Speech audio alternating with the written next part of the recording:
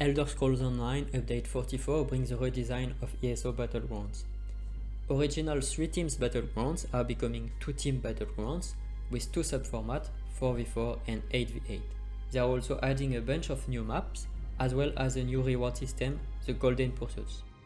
We are with Brian Wheeler, lead combat and PvP designer at ZeniMax, who answers our question about this patch. Yeah, sure. The main focus from my side of things is obviously PvP related and the Battlegrounds. We are introducing 7 new maps with this. They're all new custom for 2-sided Battlegrounds. And there's the other thing, that Battlegrounds are going to be 2-sided for this update instead of 3-sided, our traditional 3-sided Battleground style. There's also some additional splits of that even in the 2-sided realm, where there's going to be 8-on-8 queues and there'll be a 4-on-4 queue. The main reason for that is we got a lot of feedback from players that the 4v4v4 format, while unique with 3 teams, was a lot of pressure on specific individuals while they're in the team to be able to perform, because when you're on your smaller team, trying to get the best heal or the proper kill timing in or the proper burst was really stressful for a lot of people. So but also, on the flip side of that, a lot of people really like it. So we were like, okay, let's look at still keeping 4-on-4 format for people, but also introducing larger teams so you can kind of relax a little bit and sit in the back if you have to. Kind of like how people in Cyrodiil with the larger battles can kind of hang back and heal and observe the fight a little bit before they jump in. We found that larger teams help facilitate that style of gameplay. So we decided for 44 to give 2 types of team sizes, 4v4 and 8-on-8, in this new 2-sided Battlegrounds.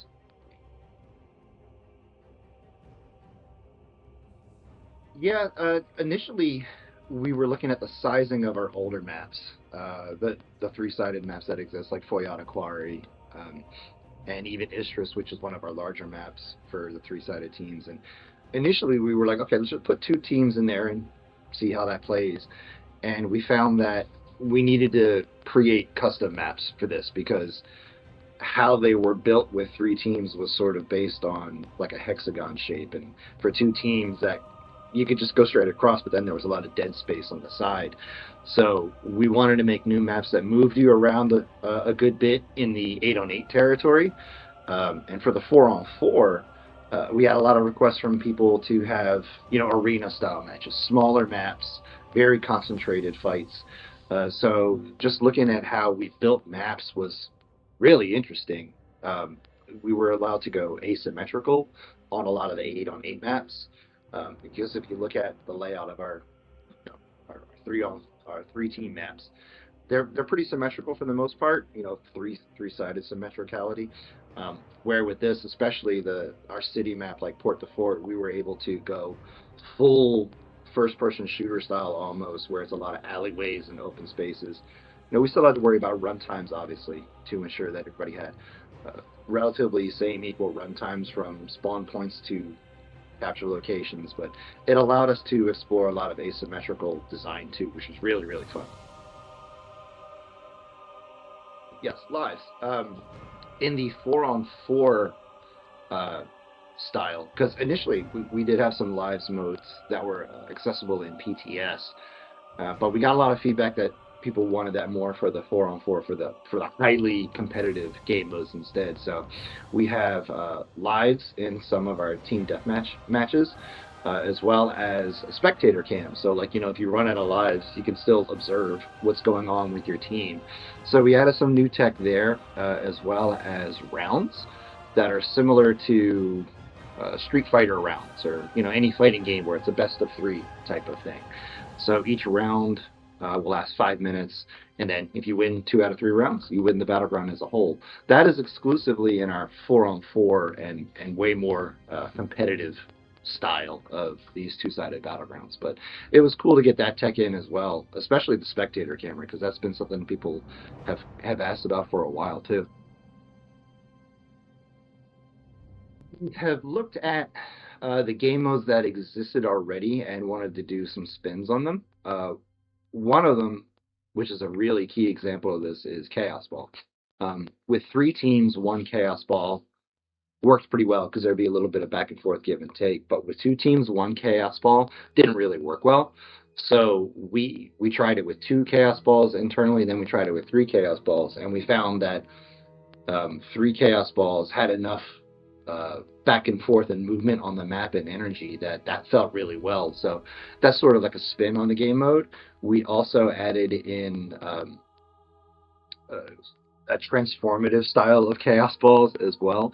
This harkens back to long ago when we were doing prototyping for Battlegrounds. I made one up where you pick up a flag or a chaos ball or an object, and you got turned into, you know, a werewolf behemoth, and everybody was like, "This is really cool. We need to do more of this." So we added some spins on that, where one match with the Chaos Ball, where there's three of them, and you may not know which type of Chaos Ball match you're getting into, whether it be a transformative one or a standard Chaos Ball. One Chaos Ball is just normal. One turns you into a werewolf behemoth, and the other turns you into a vampire lord. So you get all new abilities on your bar as you're running around as either this, you know, massive werewolf behemoth, or you're running around as the vampire lord, which is based off of the vampire skill line. So it's got some familiarity there for people, but definitely we were trying to push a little bit more of the weirder and creative side with the game modes that we have, but also the tech that we have to like transform people that we've done in our dungeons.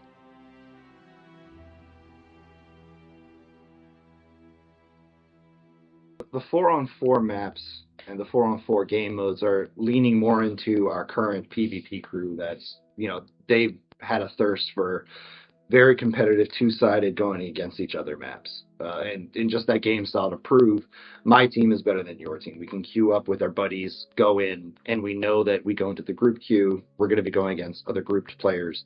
That gets us a more competitive style of play that has been getting asked for, because with three teams you can always have that one other team over there mucking around messing up your competition. Like if you're sometimes you get people that are fighting each other in Cyrodiil one-on-one, and then somebody shows up and messes with it. You're like, man, I was having a good fight.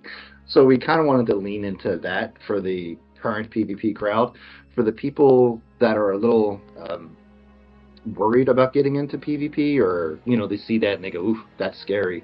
And they don't want to go into Cyrodiil, because Cyrodiil obviously is a grand warfare style, but also takes a lot of time to spend in there to fully enjoy it. You know, you're in there for at least an hour or 2 hours a night when you're playing in Cyrodiil.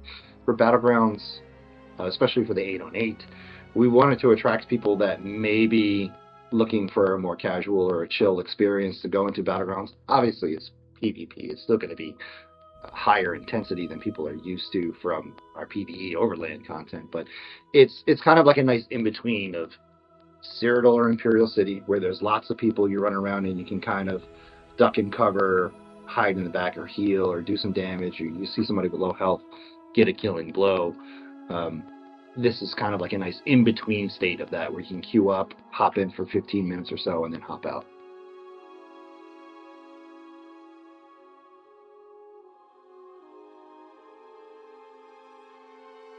At least this update for 44 for the duration, all those holiday weekends that we've had going for Battlegrounds, where they highlight a specific game mode, like Deathmatch weekend or Chaos Ball weekend, we're doing that same mode right now for the two-sided Battlegrounds to highlight the game modes within the new maps for at least this update cycle. But past this update cycle, we're looking at reintroducing the three-sided Battleground holiday weekends to see how people react to that. We're also potentially looking at adding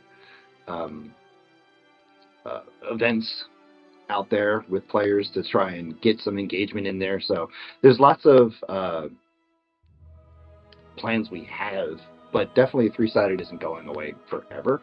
We want to get those weekends back up. We want to get more engagement with Battlegrounds across the board, because we've seen that if you're playing Battlegrounds, you kind of are a little bit more tempted to go into Cyrodiil, and people really, really do enjoy going into Cyrodiil too. So we're looking at these events to try and get people in there, and the three-sided's going to be part of that as well. And whether that turns into a 50-50 split, or they just pop up on the weekends, or we reintegrate three-sided back into the queues, we'll see how feedback goes and adjust accordingly.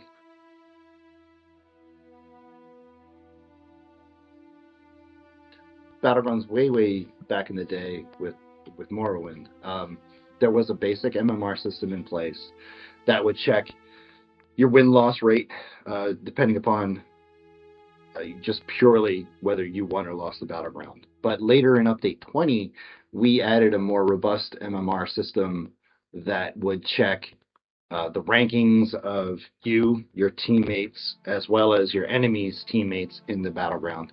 And then as many games like True Skill or chess that have their ELO rankings, it will give you an adjustment to your personal MMR ranking based on the expected result. So let's say, we're in a battleground and we all have a ranking that is lower than our enemy's ranking.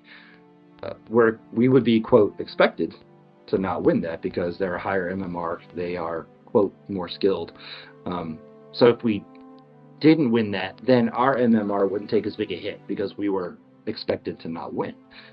That being said, if you do win against a higher MMR rank, then your MMR goes up way more. It's like, ooh, you won and they were a higher rank, then obviously your rank should go higher because maybe you were in a rank that was too low. This is, again, similar to like SBMM and many other games out there. So you will get sort of raised up and put into equal skill over time. And we do plan on having that time frame reset every month. So at the first of every month, everybody's MMR will go back to the default. There'll be a little bit of a bonus to it that is based off like your highest PvP ranking character on your account, because that's sort of also an equation of your PvP skills. So it's that type of matchmaking that a lot of people are familiar with in other competitive games. It's just our take on it. The only calculation change we had to make for this update was, instead of looking at two other teams for your expected win rate or not, it's only looking at one other team now because it's two-sided. And again, if we have to reintroduce three-sided or standard issue thing, we'll go back and take a look at the code. But that's the basics of how it works. And that design was based off of ELO systems that have existed for forever in True Skill and things like that. In general, across the board, Okay. for everybody that plays Battlegrounds. But we used to have in three-sided Battlegrounds 3 different leaderboards. So maybe this is what you're referring to, where the leaderboards before were based off the game types, like whether they were a deathmatch or whether it was a flag game, like Chaos Ball or Capture the Relic. There were 3 different leaderboards. Now there's just one. There's just only one leaderboard, and you only qualify for that leaderboard by playing in the 4v4 matches. This again kind of gets back to our competitive crowd, our core PvPers really wanted to be incentivized and rewarded for being those people. And we found that having just this single leaderboard kind of also quelled a bit of the concerns people have about needing to build specifically for a Chaos Ball match or a domination match. We want you to just go into a Battleground with a build that works for the game modes across the board, and your leaderboard being just one leaderboard kind of reflects the fact that you have overall Battleground mastery, not just mastery of one game type.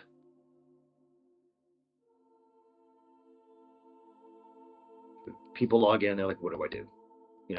Obviously, when you first log in the ESO, for the first time, we want to guide you through some experience with the main quest, as well as letting you explore as you will, like any other Elder Scrolls game. Goal of Pursuits is to sort of give you another avenue of, what do I do today? People kind of make their own laundry list when they play the game. They hop in. Some people they do their daily writs. Some people do the daily quests. Some people just queue up and run around or do whatever they want. So Goal of Pursuits is another avenue for rewarding players that want to engage in the game, and possibly, PvP can be part of that as well in some of those Goal of Pursuits, where it can help guide you to portions of the game that maybe you didn't play before via those pursuits. So we're looking forward to seeing people interact with this system as well, and we think that that can just be expanded upon about what we add into that for more people to play in the future.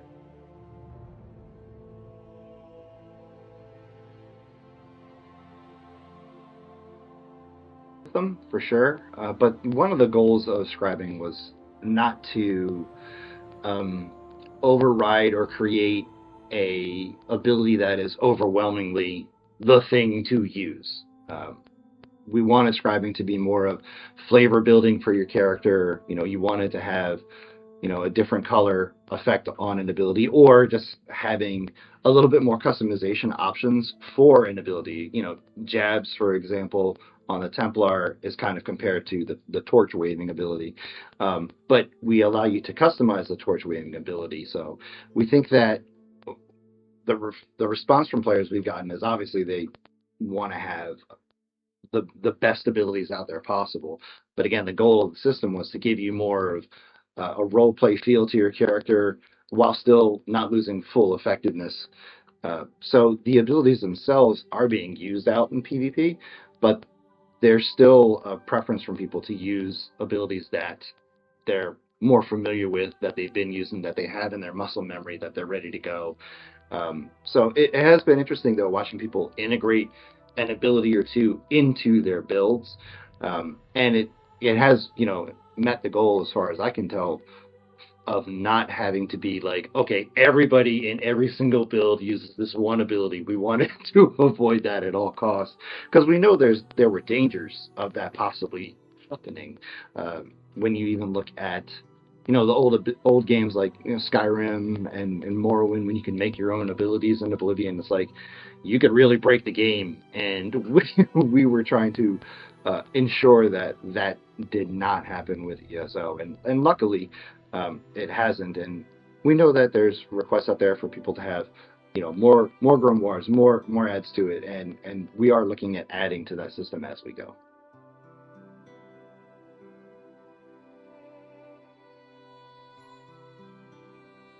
Specific modes, we have a measurement that we apply to all abilities, whether they be from a class, from a skill line, or from an item set. And there's a little bit of wiggle room in there for power value, of course. You can see this with again, using jabs as an example. That thing has several effects that it does, and they're all balanced against the cost of the ability and the range, etc. What we do look and balance for are outliers, or cases where there's an ability or a class or a skill line that's being used overly so in trials or in PvP or things like that. Now, that being said, we did have a lot of extensive testing for Battlegrounds, and those have been happening for a year and a half, 2 years, ever since we started working on Battlegrounds for this new update. We do testing every update for all of our item sets, for anything in general. But specifically for 4v4 or the 8-on-8, we didn't really do any specific balance passes purely for those game modes. We're always looking at the game as a whole, because we understand that people can go from doing a trial one day to wanting to go into Cyrodiil one day. And we implemented the armory system in the item set collection to try and help alleviate some of that friction, because you do need a different build. When you go from a trial where you're trying to crank out as much damage as possible as a DPS players, you can sacrifice things like health or armor or regen. But when you go into PvP, you need to change your build. So we were cognizant of that. But in terms of doing specific balance passes for 44 for the four-sided and for the 4-player teams and the 8-player teams, there weren't specific balance changes for that. Now, for inventory space, because when we launched Imperial City, we were still trying to avoid making new currencies at that point in time, because we know that new currencies can blow out character record and do other things that we have to deal with maintenance on the server that can possibly run into cases where a character could be gruff, whatever. Because the more stuff you add to a character, the more chances it is that something could possibly go wrong. So way back in the day, we were like, let's not add anything new. So to get around that, we made a currency, so to speak, where you had to kill monsters, collect these like claws and trophies to go into these doors to then get access to get gear. The problem is that chewed up a lot of your inventory space. So we finally got around now to converting all those things to their own currency, which is saving a lot of people inventory space of all those old keys, plus also the new key fragments that we replaced those with. But we also did changes to how the item acquisition goes with the boxes that you can purchase to help you really pin down what you're trying to get from Imperial City in terms of the Telvar expenditures out there. So we think that it'll be beneficial for a lot of people, again, for their inventory space to be cleared up a bit, but also if they're trying to find specific gear, they can really drill down on that.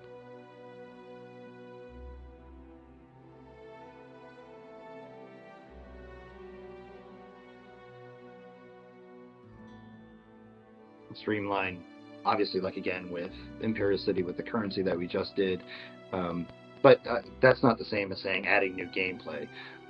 We are always looking at Cyrodiil for performance first, and then when we try to think about adding to Cyrodiil, we're like, okay, is this going to affect performance? Because we know that that is still something that people are concerned about, even though we have the new hardware, and the new hardware really did help out a lot with the performance in there.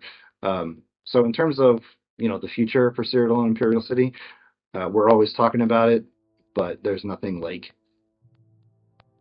dramatic as changing from 3-sided battlegrounds to 2-sided battlegrounds currently in the works for Cyrodiil, but we are always looking at it and always trying to figure out ways to improve the player experience, whether it be performance related or in the case of Imperial City just recently, some quality of life updates.